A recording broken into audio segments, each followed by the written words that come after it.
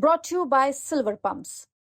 Top quality और consistent performance के लिए सिर्फ सिल्वर पंप्स नाम याद रखना। निश्चित तौर पर भगवान राम के नाम से राम सेतु बन गया तो उसका परिणाम भी सामने आएगा। कांग्रेस ने जिस ईआरसीपी को लटकाया भटकाया उसको धरती पर लाने का काम भजन लाल जी ने किया है। पूरे राजस्थान के लोग उन्हें सदैव सदैव के लिए याद रखेंगे। स्वास्थ्य मंत्री थे प्रसाद लाल मीणा, उन्होंने एक बार कहा था कि वसुंधरा बगैर बीजेपी सुनी। आप क्या मानते हैं?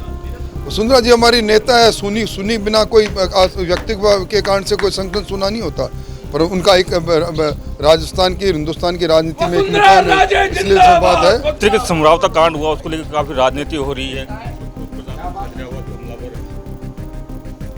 मैं नहीं समझता कि इन बातों में कोई बात होगी। अगर इससे कोई कानून हाथ में लेगा और अगर चुनाव की प्रक्रिया में लगे हुए अधिकारियों पर हमला होगा तो कानून अपना काम करेगा। पूर्व मंत्री राजेंद्र राठौड़ आज दौसा पहुंचे, सीधी बात करेंगे। सर, जिस तरीके से बीजेपी ने अभियान शुरू किया है, संविधान गौरव अभियान, किस तरह का अभियान है और क्या कुछ? कोई नया अभियान नहीं, संविधान हमारे लिए गौरव की बात है।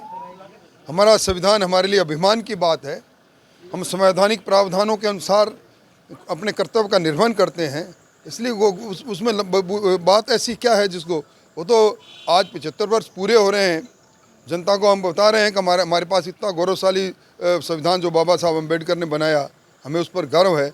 उसी के बारे में जनता के बीच में जाके बात कर रहे हैं। अगर ये भी कारण है क्योंकि जो संविधान का जो मुद्दा है लोकसभा चुनाव में भी काफ़ी रहा था और कांग्रेस काफ़ी बनाने की कोशिश कर रही है। मैं समझता हूँ कि उसका इससे कोई संबंध नहीं है। ये हमारी पार्टी का एक कार्यक्रम है, उस कार्यक्रम के तहत हम जा रहे हैं। उस कांग्रेस के कहने से, कांग्रेस के नैरेटिव के आधार पर भारतीय जनता पार्टी अपने कार्यक्रम को कभी नहीं बनाती, इसलिए उसको कोई संबंध नहीं है उसका। जिस तरह के दूसरे सवाल ये भी हैं, जिस तरह के पानी का मुद्दा लगातार पूरे चुनाव में फंसा रहा था और खुद प्रधानमंत्री नरेंद्र मोदी जयपुर आए थे और राम सेतु का नाम भी दिया गया। निश्चित तौर पर भगवान राम के नाम से राम सेतु बन गया तो उसका परिणाम भी सामने आएगा। कांग्रेस ने जिस ईआरसीपी को लटकाया भटकाया उसको धरती पर लाने का काम भजन लाल जी ने किया है। पूरे राजस्थान के लोग उन्हें सदैव सदैव के लिए याद रखेंगे। गोविंद सिंह डोटासरा हो या अशोक गहलोत हो, वो हमेशा बयान देते रहते हैं कि जो बीजेपी है, जो कांग्रेस की जो योजना उनका नाम बदल रही है, खत्म करने की कोशिश कर रही है। बिना बजट के जब आप योजनाओं की तबाड़तोड़ घोषणा कर दोगे, बिना बजटीय प्रावधान की योजना बनेगी, तो मैं समझता हूँ उन योजनाओं को आने वाली सरकार समीक्षा निश्चित तौर पर करेगी। अगर योजना अच्छी कांग्रेस की है कोई, तो उसको बंद करने का लक्ष्य कभी सरकार का नहीं रहा।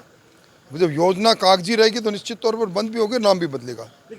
लेकिन दूसरी तरफ अंदर बात ये भी आ रही है कि जो विधायक हैं वो मंत्रियों की अनबन चल रही है कि मैं समझता हूँ ये सारी बातें कपोल कल्पित, ऐसी कोई बात नहीं। दूसरी बात ये भी है, जो पूर्व स्वास्थ्य मंत्री थे प्रसाद लाल मीणा, उन्होंने एक बार कहा था कि वसुंधरा बगैर बीजेपी सुनी। आप क्या मानते हैं? वसुंधरा जी हमारी नेता है, सुनी बिना कोई व्यक्तित्व के कारण से कोई संगठन सुना नहीं होता, पर उनका एक राजस्थान की हिंदुस्तान की राजनीति में एक मुकाम है, इसलिए सब बात है। इस तरह के समझौता कांड हुआ उसको लेकर काफी राजनीति हो रही है। खुद प्रशासन हुआ कि हमलावर हैं। मैं नहीं समझता कि इन बातों में कोई बात होगी।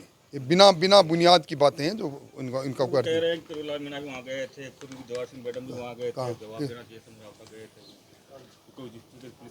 अगर इससे कोई कानून हाथ में लेगा और अगर चुनाव की प्रक्रिया में लगे हुए अधिकारियों पर हमला होगा तो कानून अपना काम करेगा। एक लास्ट सवाल और पूछूंगा। जिस तरीके से उपचुनाव हुआ दौसा का, उसमें जो रिजल्ट आया उसके बाद में काफ़ी कुछ आरोप प्रत्यारोप लगे हैं, क्योंकि खुद जगमोहन मीणा ने कहा था कि पक्ष विपक्ष में कुछ नेता हैं जो किरोड़लाल मीणा की राजनीतिक हत्या करना चाहते हैं। कोई किरोड़लाल जी हमारे सर्वमान्य नेता है, संघर्षशील नेता है। उनकी राजनीति ना पहले कभी खत्म हुई ना आगे खत्म होगी। धन्यवाद बातचीत करने के लिए। ये थे पूर्व मंत्री राजेंद्र राठौड़, जिन्होंने राजस्थान से खास बात की है। संदीप मीणा, दौसा, राजस्थान तक।